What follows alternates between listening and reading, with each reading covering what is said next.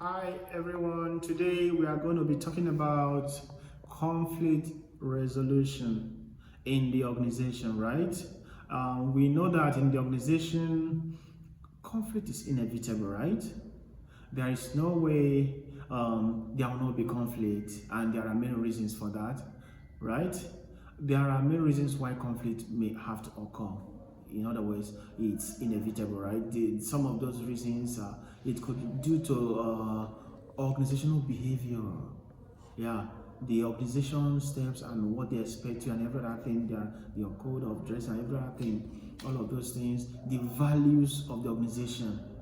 They want you to come to work when you don't want to come. They want you to work overly and everything. They expect this deadline and everything. There are things and misunderstandings that could occur as a result of this, their values, right? Their personality differences, yeah, it's big, yeah. Due to personality differences, conflict can arise, right? The ones that are outgoing, you want them to be inside. You want that want to be inside. You want them to be a leader of a group. All of those things, right? Personality differences can be reason for that. Uh, People's perception and how they perceive situations, especially social perceptions, etc. Yeah, these are examples of reasons why conflict may arise, right? So, what is conflict in this situation? We are talking about differences or positions or differences between two or more persons. Yes, that result to tension. Yes, it could be within one person, right? It could be one person with another, or a person, or among a particular person in a group, or a group against a group. In fact, it could be an organization against an organization. The conflicts can arise in these situations, right? Yeah, okay. So, in that light, we can simply say that conflict is any situation that produces tension, right? And we have types of conflict. So, intrapersonal conflict, intrapersonal, that is within oneself, right? Just a struggle within an individual, right? The individual struggles to have a balance within him or herself, right? Yeah, we have interpersonal conflict. This is between two or more persons, right?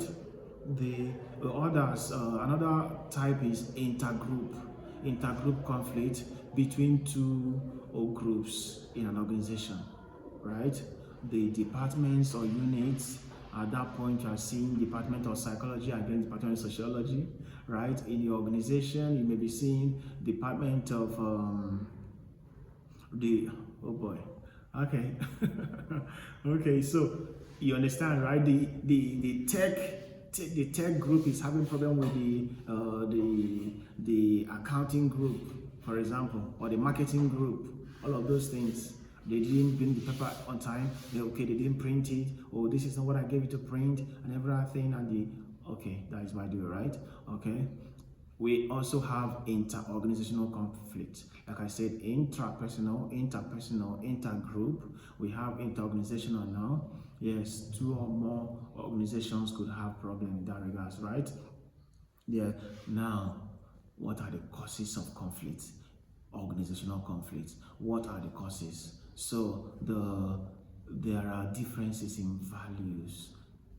Yes, organizational values and people, maybe values and perceptions of people, the way you perceive them, your attitude towards them, and everything. Differences in leadership style can be reason for conflict in an organization, right? Overlapping and unclear job, overlapping and unclear job boundaries. Yes, it's a big one, right? Unreasonable and unclear policies. Unreasonable and unclear policies, or say unreasonable or say unclear policies. Yeah, this can result to conflicts. Then unresolved conflicts can be reason for conflicts in the organization. Unmet employees' expectations, when the expectations and the goals of or needs of the employees are not met, right? This can result to conflict, and hopefully it wouldn't be that as that kind of conflict that Karl Marx proposes, right? Okay, so whenever there is breakdown in communication, conflict could be born, right? Now, we are talking about the advantages of conflict. However, we look at it, we know also there is advantages of conflict. If Karl Marx could believe that revolution could be can result in a positive social change, why not? Why wouldn't this type of conflict that is not even revolutionary have advantages, right? So let's drive it together. Let's see some of the advantages. It can bring about healthy competitions between persons, between groups and everything. They now compete with themselves and everything. So it also makes way for new discoveries because people are criticizing the existing protocols, right? Yeah, it fosters cohesion amongst groups, right? Yeah. Perennial problems can be highlighted due to conflicts. Problems that have existed over time. Due to this, people voice it, kind of, right? Now, we have some ways we manage conflict in the organization, some conflict management strategies. We have two perspectives here. We have the conflict simulation and conflict resolution. So when we talk about conflict simulation, right? You know, when we use the word simulation, there is a need to invent or create it, mimic the real thing. In this situation, we're trying to mimic the real conflict. Create the conflict yourself and solve it. Now, in conflict simulation, we look at in two ways, right? We have playing the role of devil's advocate, and okay. So when you talk about playing the role of devil's advocate, we're talking about introducing somebody that comes in to play that role, create a conflict. It's usually a stranger. It's usually somebody that is not part of the group, right? Once the person comes in, and as the conflict goes on, the person is taking down information that you get back to the managers, and the person is usually, like I said, a foreign body, right? Very important. So most times that conflict might be existing already in that group. You can still bring a foreign person to come and stir it and take information, not to be used against the group, but so that they will be able to understand really what is going on, right?